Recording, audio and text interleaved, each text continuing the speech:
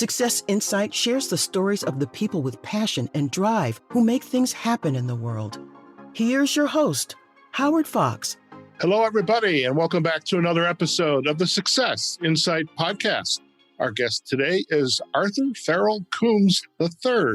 Now, Art is an author, a dynamic motivational speaker, and leadership guru.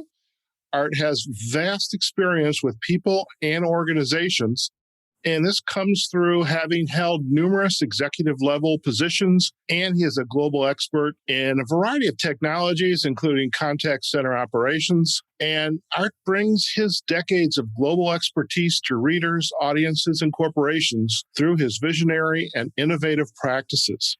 Now, Art is also the best-selling author of Don't Manage, Lead, which was published in 2015, Human Connections, How the L, that's going to be interesting, Do We Do That, which was published in 2017, and his latest best-selling book, which we're going to get into hopefully very deeply because it's a very interesting subject, which was published in 2020, is Hard Easy, a get-real guide for getting the life you want. Art, it's a pleasure to have you on the Success Insight podcast. Thank you for having me. Now, I can imagine, well, you can imagine that you do a lot of these speaking engagements, whether you're on the stage, whether you're in an interview on TV, or even in the podcast. There is just a lot of things that your interviewers can talk to you about. You've got such a broad base of experience. However, we definitely want to get into your latest book, Hard Easy, but I would love if you could just to provide a little bit of backstory about your background, and how you got to this point in your life where you're just speaking about making hard decisions and making it easy. I think it probably is true for a lot of people, but I am who I am because of the failures and the weaknesses that I have in my life. I talk about it quite a bit in Hard Easy. I have severe dyslexia. So for many years, all through elementary school and junior high and high school, I absolved myself. It was self-preservation that I clung to the excuse that I was born this way. And therefore, scholastically, I was going to be mediocre at best. And I absolved myself of all that responsibility and just said, well, hey, Howard and everyone else is different from me. And I can't read as fast and I can't write as fast. And that affects every aspect of the scholastic world. And so I'm going to just be mediocre, and that's the way it's going to be. I was 25 years old, and a very, very good friend of mine sort of slapped me around emotionally. Oh, boy. Yeah. And there are times in everyone's life when you're in the right place at the right time and your heart's open, your mind is open, and you're ready to hear truth. And he was an individual who graduated with his bachelor's degree in 2 years and then went to Harvard and graduated top of his class in Harvard. And he's done amazing things. But he was a good friend of mine. And I said to him, you're kind of like my scholastic hero. I really look up to you. I could never accomplish what you've accomplished. And I'll never forget, he pulled that lime green pacer over. And I don't know if your viewers are old enough to remember the Pacers, but he pulled that lime green pacer over on the corner, on the side of the road. And he looked at me and he said, Art, your problem is you're the victim and you're focusing on your weaknesses, not your strengths. And he said, you have so many strengths that I don't have. And we began to talk about that. And that kind of changed my life. I went back to school, and in the book, Hard Easy, I talk about 10 commandments that I created for myself. These are for me. Sure. That would ensure that I could be the best student I could be, even with my dyslexia. And I ended up barely graduating from high school to becoming one of the top students in my university and graduating with honors. And I had more than one teacher from my high school call me and say, is this the same Art Coombs that was in my English class? I think often successful people, and how you define success is different for different people. But I think a lot of times they go through great adversity, and you have to overcome that adversity to truly accomplish great things. And that leads me to Hard Easy. I'm a firm believer that you can live your life one of two ways. You can live hard, easy, or you can live easy, hard. It's your choice and it's your life. And what I mean by that is we're all presented with choices every single day. And there's often an easy way to do something, and there's often a hard way to do something. And if we consciously choose hard, sometimes the difficult or the more uncomfortable path, it will naturally lead to easy down the road. And if we choose the easy path, the path of least resistance, the path of apathy, it will often lead to very, very hard things and things that are unpleasant down the road. And I'll give you a couple of real life examples. I talk about it in the book, but my kids, when they were younger, and to this day, to a certain extent, they're learning, but they love to come home and watch YouTube or to play Xbox or to play video games with their friends online. And that was a great source of entertainment for my kids. And I get it. You need a break when you get home from school. That's easy. And if that's all you do, you will have to live hard. And I said, I know you've got homework. I know you've got homework. I said, it's easy to play video games and it's hard to do homework. If you choose easy, I promise you, come test time or later down the road, when you go to apply for school, college, if that's what you want to do, you'll have to live hard. If you choose hard up front, you can live easy down the road. The other principle on that, there's a number of principles. I won't get into tomorrow. But when you choose hard up front, you expand your agency and the opportunities that come towards you. When you choose easy up front, you actually contract your agency and what you're free to do. If I choose to get credit cards, and there are lots of companies that will send you credit cards with no problem at all. Of course. And you can get 2,000 limit here and a 5,000 limit there and 10,000, and you can buy clothes and you can be super trendy and the most popular person on campus or whatever it is. But I promise you, those easy choices will lead to very hard consequences as life goes on. You have to pay the piper. So I have a question. As you're describing this, I'm actually thinking of a conversation I had today with one of my career transition clients. Why do individuals gravitate, or do you find, do they gravitate to the easy hard? It's natural. Nobody likes to be uncomfortable. It's natural human reaction to avoid pain. I don't like it. I hate it, right? So I want to, my natural DNA, the person inside me wants to avoid pain. But there are some pains that are actually good for us, that we actually, as human beings, we thrive on conquering those pains and those fears.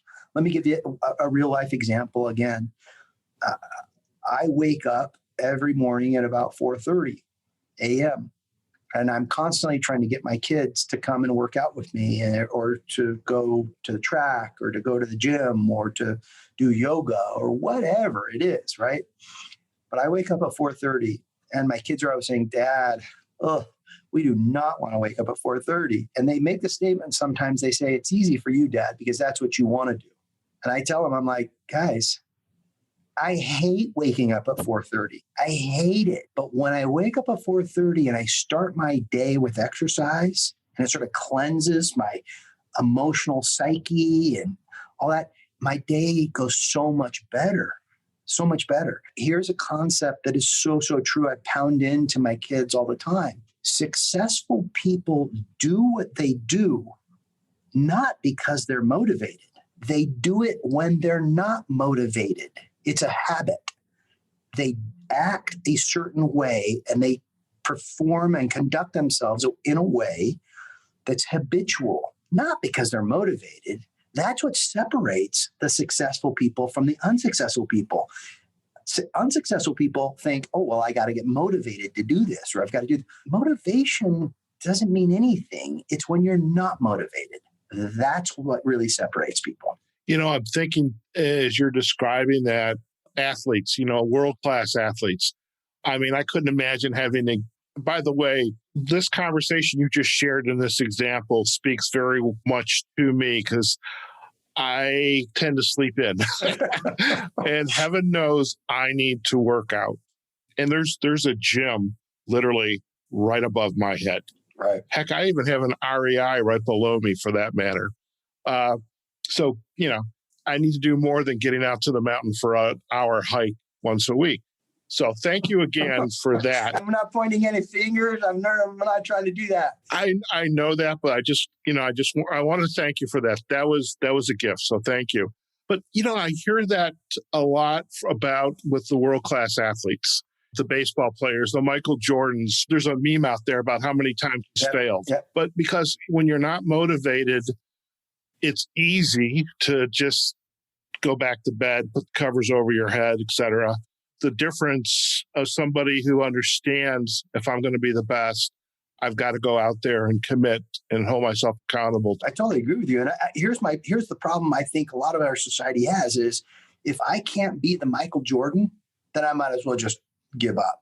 A lot of people, again, we only see, so here's another concept about hard, easy. Hard is often done singularly by yourself. We only see the Stephen Currys or the Michael Jordans or the Tom Bradys of the world. We only see them on the stage when they're performing inside a short period of time. And we think to ourselves, oh my gosh, wouldn't I love to be like that? Mm-hmm. Well, really think about what you're saying. If you really want to be like that, do you understand what time Jordan would get into the gym and how many free throws he would make and how many balls he would shoot and how many times he'd dribble late at night and early into the morning when nobody was watching? Nobody's in a gym cheering him. That's hard. See, and the great athletes is a great example of hard, easy. That's hard. People don't see hard. All they see is these great athletes that are performing easy. And they think, well, they're just gifted, they're just the way they are. No, Michael Phelps, the great swimmer, right? He was gifted physically with this amazing swimmer's physique, but we only see him during the Olympics every 4 years or so, unless you're a swimming aficionado.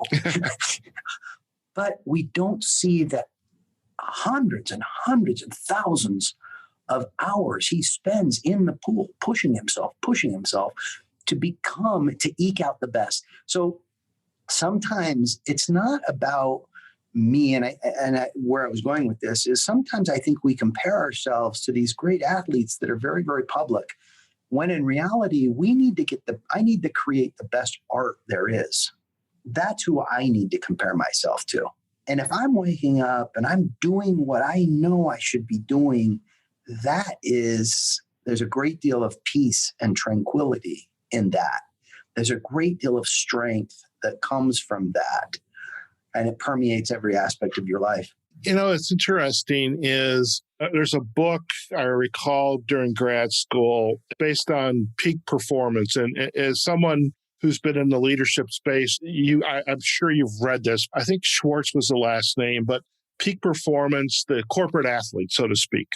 And this analogy was that being a leader inside of a corporation and a senior executive, which you have been, versus, say, the athlete. The athlete, and here's the fallacy, which you just literally put a wedge right into, which I appreciate, is we see, and the pitch was the athlete, the Michael Jordans, the Phelps, et cetera, they perform in the moment for whatever it is, 60 minutes or a 5-minute swim. But in reality, they're doing the work every day, 8 hours a day, 7 days a week. And so the analogy it was in this book, the corporate athlete, was the leader has to perform every day. He or she is on every day. But in fact, if you are going to lead, whether you're the leader inside of an organization or you are the athlete, the world-class athlete, you have to perform. You have to have that discipline. Yeah, you absolutely do. Yeah. And it has to be done. Often it's done it's lonely. You have to get into the office early. Nothing's going to be given to you, or at least it's not for me. I realized really quickly, okay, it's kind of scary. I've never, ever gotten over a C plus average. But when my friend told me that, and I said, could I possibly get A's? Is that even possible? I was like, holy smokes, my mind has never even gone there. But once I said, you know what, I'm going to dig in and I'm going to use my strengths. I'm not going to play the game the way the scholastic world wanted me to play it, because the scholastic world kept telling me I wasn't good enough. The scholastic world kept telling me I was too slow. And if I allow them to dictate and influence my future, I'm doomed. I cannot let that happen. So I totally flipped the tables and I was like, okay, now I'm going to play the game I want to play and I'm going to use my strengths. And that totally changed everything about it. I love that. As you had this life-changing event, this conversation with this individual, I mean, we take that instance, that insight, and it kind of just gets stored in our brain, our prefrontal cortex somewhere to be used for some other future point in time. When did these insights begin to accumulate to the point that there are these books that need to be written? My message needs to get out there. I was living in Europe, so I graduated very high in my class, and that gave me a great deal of confidence that I knew that I still had dyslexia. I knew that I still had challenges in writing emails coherently and, writing papers and doing reports and stuff like that. I understood that. And I would use every tool at my disposal to help offset those types of things. But I was living in Europe and I was running our European operations for another firm. And there was a conference in Paris and they asked me to come down and give a presentation as an American expat living in Europe concerning the Fembach Treaty. And I don't know if you know anything about that, but the Fembach Treaty was the very first moment when European countries decided to unify. So anyway, that was back in 1989, 1990. But I went and gave this presentation, and I gave a presentation called Don't Just Manage, Lead. That led to, I was a one-hit wonder. I was asked to give that presentation over and over and over again. So in 2000, so that was back in 1990, I gave that presentation, and I gave it. In about 2012, I was giving a presentation in Orlando, and my kids and I were sitting around the table, and we were sort of going through our schedules. And I was saying, okay, hey guys, what do you have? Big reports, let's sort of, we had this calendar we would go over. And my kids were saying, oh, and I told them, I said, I have this conference I've got to go to in Orlando in October. And my son, who was probably 9 at the time, my second son, he said, Dad, you always go to these conferences. What do you talk about? And I said, well, I talk about leadership. And he looks at me like only a son can. And he's like, leadership? Like, what could you possibly say about leadership? I knew that was coming. And I looked at him and I was like, well, if you want the truth, I tell a lot of stories about you. And I tell a lot of stories about your siblings, because I believe that leadership happens in the house as much as it does in the office. Sure. You can't be one way at home and another way at the office. You have to be the same. And he goes, you tell stories about me? And I said, yeah, I do. And I said, I tell you what, you guys have never heard me speak. And so I said, why don't you guys come out to Orlando with me? And their siblings, his older siblings, were older than him. They were in their late teens, early 20s. And I said, I tell you what, why don't you guys come out? You can hear me speak. And then you guys go to the park, go to Disneyland parks, and I'll just stay at the conference. So they heard me speak. And after I spoke, what typically happens is a lot of people come up to me and shake my hand and say, good job, good job. Not everybody, but a few. But often I would have people say, have you ever written a book? So now if you, the setting is here, there's a short line of about 10, 15 people. They're waiting to talk to me. My kids are standing to the side of me and I'm shaking people's hands. And sure enough, somebody comes up and says, hey, have you ever written a book? You really should write a book. And I said, well, And I still had a tinge of that excuse in me. I have dyslexia. It's easier for me to talk than write and blah, blah, blah. And they're like, oh, we understand, but you really should write a book. Anyway, I didn't think anything of it. We went to dinner that night and my eldest daughter said, Dad, you're a hypocrite. Wow. And I was like, what? And she said, you talk about being the best version that you can be, and yet you used an excuse. You used your dyslexia still.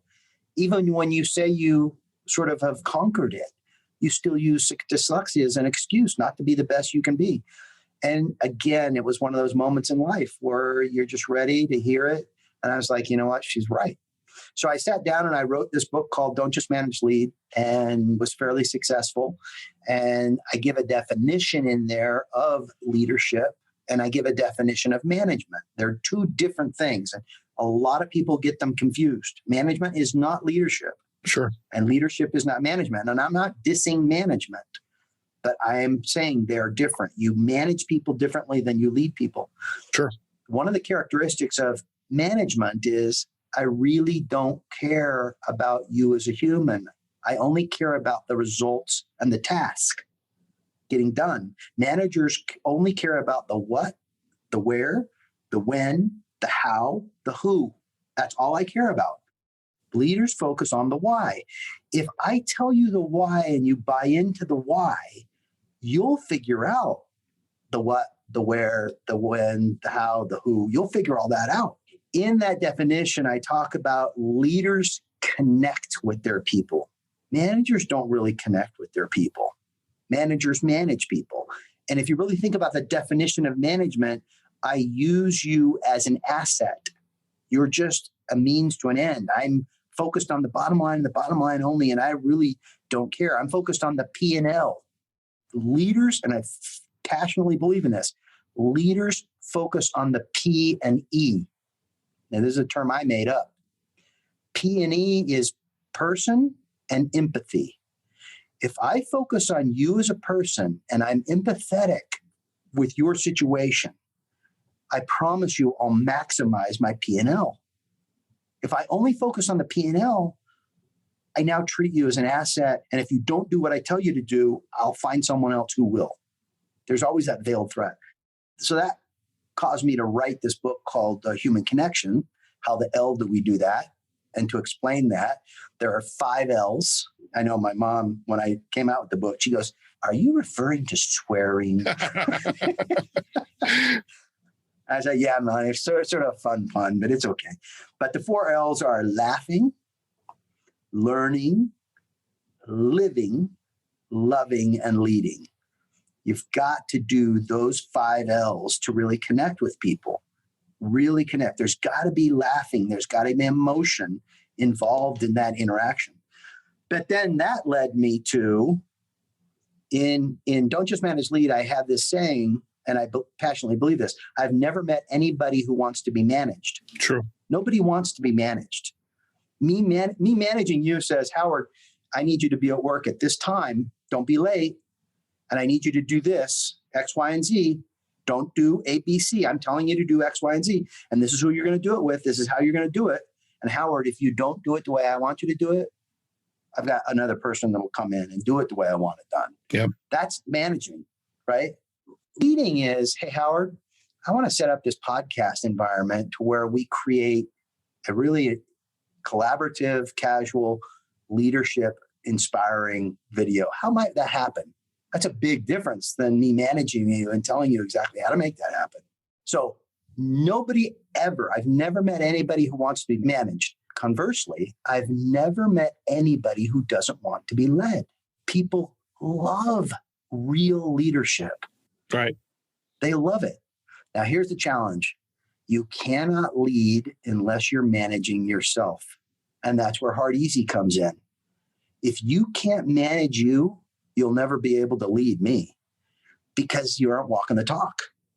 I love the trajectory, and I truly appreciate the comment from your daughter at the conference.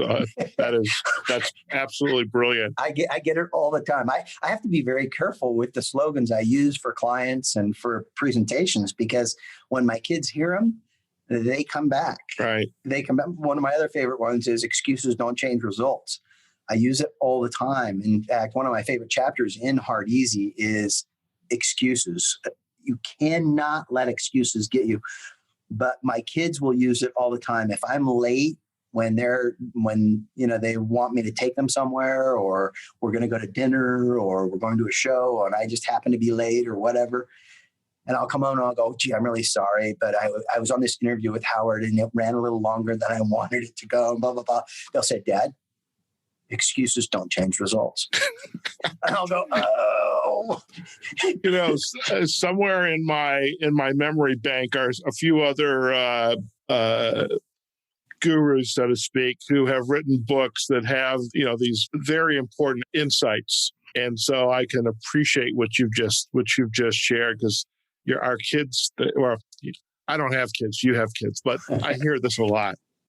So I'm curious now, with Hard Easy, where does the individual start? I mean, in listening to some of your work that were available up on the internet, and thank God for that, and on your website, there's a lot of Hard Easy conversations we need to have with ourselves. Like, to me, I guess it matters where we're at in the moment, because we're all in different places. We all have different choices we need to make. Mm-hmm. You just called out a few minutes ago, health. You get up at 4:30 and go work out. And I actually have health as number one on my show notes here. But there's financial security, there's relationships, peace and fulfillment. It's all sorts of things. How is the book laid out? And when you're inviting the reader to come in and consume this book, to gather insights from it, what's the best way for them to kind of engage with you in this work? It's a great question. I think one of the things, and I hear this often, when I was writing this book, at the end of every chapter, because I know when I read self-help books, and I love self-help books, I often would read them and I would get so inspired, and I'd go, wow, that's a concept I've never thought of before. And then I'd get so hungry and I'd be like, oh, great, I love that concept. And then I keep reading. And all of a sudden I'm 2 or 3 chapters in past. And I'm like, what was that concept that I really thought was so cool? Because I'm now down. One of the things I do in this book is I have a section that says recap. So I recap the chapter. So I say, okay, this is what I'm going to tell you. Then I'm going to tell you what I'm going to tell you with stories, and hopefully that'll resonate. Then I want to recap it and tell you what I've already told you. I absolutely love that approach. One of my business partners and I wrote a book on LinkedIn. And after each chapter, we said, here's what we want you to, here's the points, here's what we want you to do. Right. And that's the perfect way. Every chapter, here's the recap. Now, what do you think? What are you going to do differently? Yep.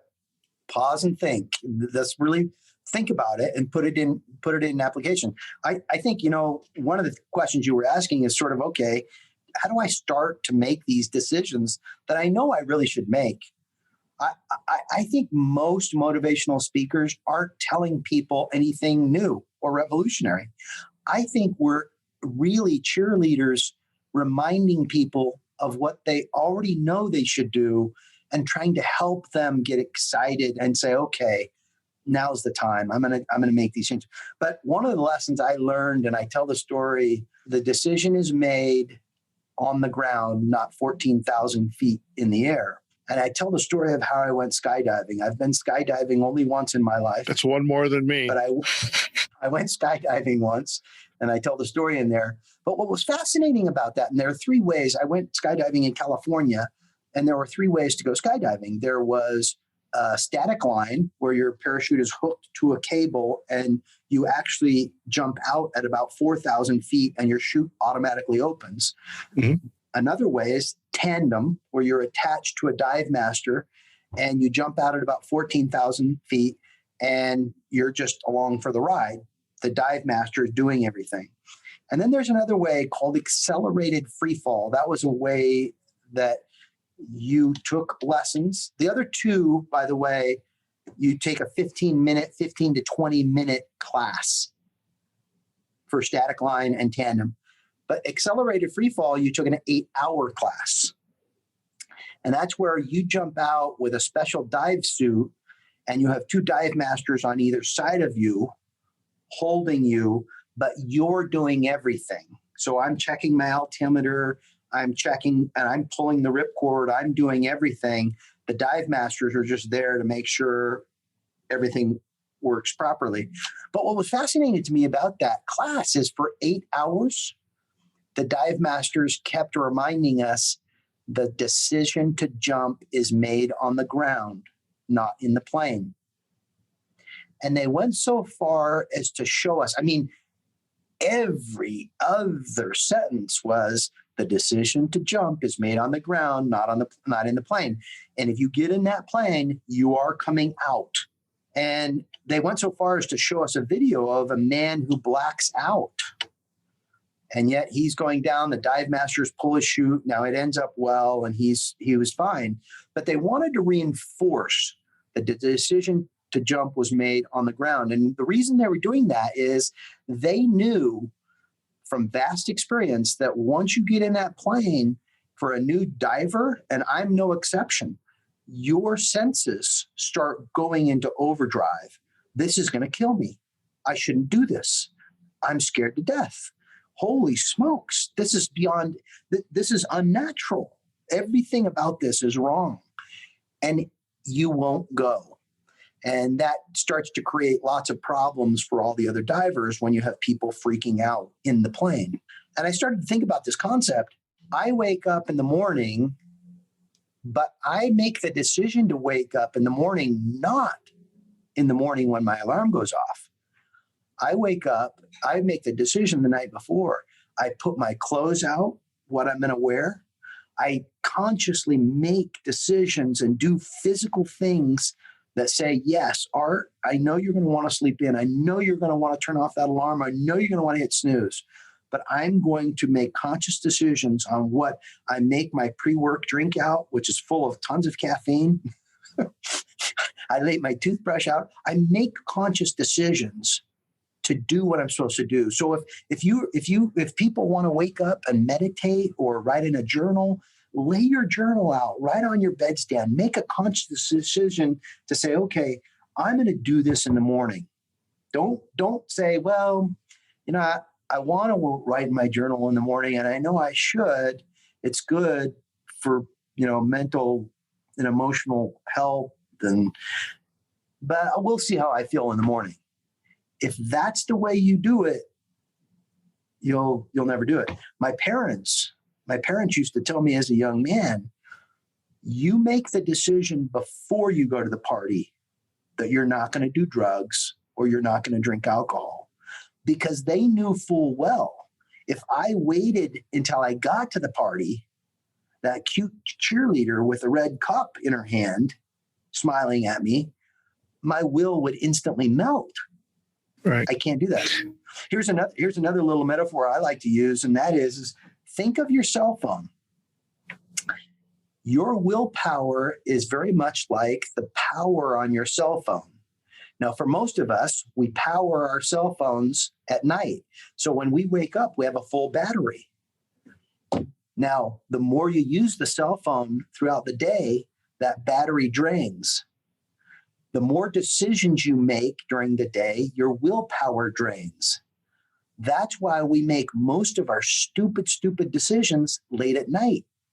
That's when you get in trouble with gambling or inappropriate relationships or staying out too late or whatever it is you're doing. Often it's done at night where your willpower is its weakest. I as a coach, one of the a technique I use with clients, especially when they want to accomplish the goal, and some folks will start, a process flow. Here's the first thing I do, and the next thing I do, and the next thing I do. I actually love, these aren't my unique words, but it's begin with the end in mind. Totally love it. Yeah. So Stephen Covey. Yeah. And then we can start to dissect, okay, what happens before that? And what are you going to do before that? Totally. And so whether your path to consume the book is a health-related path, and by the way, okay, where are my workout clothes? Where's my gym shoes, my socks? I'm like, I'm going to be You're going to be my accountability partner. You didn't realize that showing up here today. I love it. But it's so important. So wherever you are, I mean, I many of my clients work in call centers, and I know you have a lot of experience there. And you used an example in the book with your son going to the Walmart. Mm. Being on the phones is hard work. It's not Totally. some of us love doing it. I always looked at it as a challenge. How quickly can I get the customer, the caller, to do what needed to be done? Mm-hmm. In my case, they were parking tickets. You got to pay them, or else we're going to take your car. Right. But folks don't like to be on the call center. I mean, they like other things that they can do. Say, okay, so what are your skills and your expertise? What are you getting out of this? Then, so if they say, I want a new career, I want to be a manager, I want a leader, I want to be a floor supervisor. Okay, what are the things that you're going to do to accomplish that? I love it. I've worked in, like you said, I've worked in lots of call centers. I've been responsible for lots of agents. And I would tell people all the time, again, one of my dad has a saying. He would say, Art, if you want to marry a queen, first become the king. Now, what's he saying? What's he really saying? Develop the attributes and the characteristics of a prince or a king, because that's going to attract the characteristics and attributes of a queen or a princess. In the call center world, I totally get it. A lot of people are like, how do I get off the phone? I don't want to do this. I want to be a manager. I want to be an account manager. I want to go into IT. I want to go into marketing. If you want to be an account manager, or if you want to be a call center manager, first become the call center manager. So what I would tell people, and this is what I would do when I was just like there too. I started in the call center industry, and I started to look around, and I was like, I think I really would rather be doing what my supervisor is doing. And so I listened to my dad. If I want to become a king, if I want to marry a queen, first become the king. So I went to my supervisor and I said, hey, tell me what, I see you going to meetings. I see you doing these reports. Can I help you with those? I'll do it on my own time, but can I help you with those? And he would say, sure, you can help me. So I was behind the scenes doing his reports. I was behind the scenes becoming the supervisor before I was the supervisor. And guess what? Sure enough, either he was promoted or went to another job or whatever, but all of a sudden there's this vacancy. Well, who would be the natural person to take over that spot? Right. The person who's already doing it behind the scenes. And it's just sort of natural way it happened. So I love talking to people on call centers, because I'm like, hey, I worked in this life. I get it. I want you to be the best version of you can be. So I'll give you another really quick tidbit here. And I know I'm running over time, but I'll give you another little tidbit. There are 3 levels of motivation in life. I have to. When you say I have to go to work, or I have to do this, or I have to do that, I have to go cut the lawn, I have to pay taxes, I have to. What you're really saying is I'm a slave. I have no choice. I'm just a slave to whatever it is that's controlling me. That's the lowest and most base form of motivation. It's not going to drive any kind of happiness or self-fulfillment or dignity. The next level of motivation is I ought to. And it's a slightly higher level, elevated level of motivation, but you're still doing it a little bit begrudgingly. I ought to go to work. I ought to do this. The highest level of motivation is I want to. I want to. I want to wake up. I want to go to work. I want to go out and cut the lawn. That is where successful, happy people live their lives, in the I want to space. I tell people all the time in the call center business, if you don't want to be here, if you don't want relish coming in, you either have to change your environment so it isn't I want to and get a different perspective, or you have to change the entire environment itself. Right. Life is too short. Life is way too short. And a lot of people when I give presentations on that, they'll say, well, Art, that's you're looking through rose-colored glasses. That's Pollyannish, because life isn't really that way. You have to pay taxes. Nobody I know wants to pay taxes. And I'm like, really? Is that really the case? I said, let's just stop and think about that for a second. What would be the consequences of you not paying your taxes? I mean, you don't want to do it, right? So let's not do it this year. What do you think will happen? What do you think will happen if you let that go for 2, 3, 4 years? You think the IRS is just going to sit back and say, oh, well, Howard didn't want to pay his taxes. Okay. No, you're going to be in a lot of trouble. So the consequences of not paying your taxes actually create an environment where you want to pay your taxes. Works the same way. And I tell people in the call center business, live your life in an I want to space. Wake up every morning excited. Wake up every morning with intention, with passion, with purpose, and go out there and live the best version you can live. That's the best advice you can give. I mean, that's why we coaches, in at least my space, even in the leadership mentoring space that you probably play in. I mean, those are conversations we relish having with our clients. I love it. I have one question before we head out for you. It's not so much of a gotcha question, but if it is, it's my show. I get to ask it. Got it. Gotcha. When you look back at what you've accomplished from this, you had the condition of dyslexia that came with it, certain realities. Mm-hmm. You have accomplished a lot, and you look back and you've got lovely family. You're living in Utah, 3 best-selling books, et cetera, et cetera. What's the biggest aha for you as you look back and this path? I mean, it's been a winding path. Their careers are never straight lines, but it's a winding path. As you look back, what's your insight? I think some of the biggest, there are many ahas, and I've shared a few of them, but some of the biggest ahas are there are always going to be people that tell you can't do it. And the scariest one is yourself. Psychologists will tell you that you listen to you 10 times more than you listen to anyone else. What I mean by that is you're talking to yourself mentally all the time. Here's the sad reality. Psychologists will also tell you that 7 out of 10 times, most of what you tell yourself is that you're not enough. Right. That limiting belief. It's that limiting belief. And in that, you actually create this prison mm-hmm. that you live in, that you grow comfortable in, because that's your belief. And I clung to that. I can't tell you, I'll get emotional here.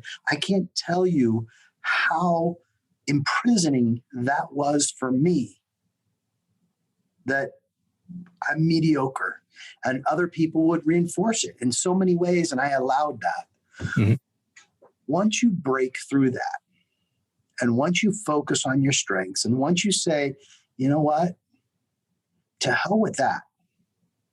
I am not going to let me or anybody else stop me. I'm going to start laying out, and here's a big mistake. Don't try to let the pendulum swing all the way to the other side. You're not going to go out and run a marathon tomorrow. Do small things. Habitually do small things. And I promise your confidence will grow, and your motivation will grow, your enthusiasm will grow, the I want to will grow, the passion will grow. Do small, make those small micro decisions every single day. And I promise you can turn your life, for those out there that want to turn their life around, and we all, me included, I have so many things I still want to accomplish and still want to do. And I have to make conscious micro decisions every day to drive me in that direction. Fantastic. Thank you so much for that. So Art, I said this was going to be about a 30, 40-minute podcast. We have gone well past that. So, but hey, you can edit it down. No, I try to keep as much as I can, and because my editors look at me, Howard, what did you just do? So this has been knock on wood, this has been a good, seamless podcast. So invaluable, insightful materials. If our listeners, Art, would like to learn more about you and your work, where are the best places for them to go? You can find me on Instagram. You can find me on Facebook, on LinkedIn. My books are available on Amazon. Just go and look up either Arthur Farrell Coombs III or Arthur F. Coombs III, or you can even just type in Art Coombs. If you just type in Art Coombs, I've got a website, artcoombs.com. On Instagram, it's Arthur F. Coombs, but you can find me. Okay. Fantastic. Well, we will definitely provide the backlinks to the website, artcoombs.com, as well as the social sites. You literally are everywhere, so that's a good thing.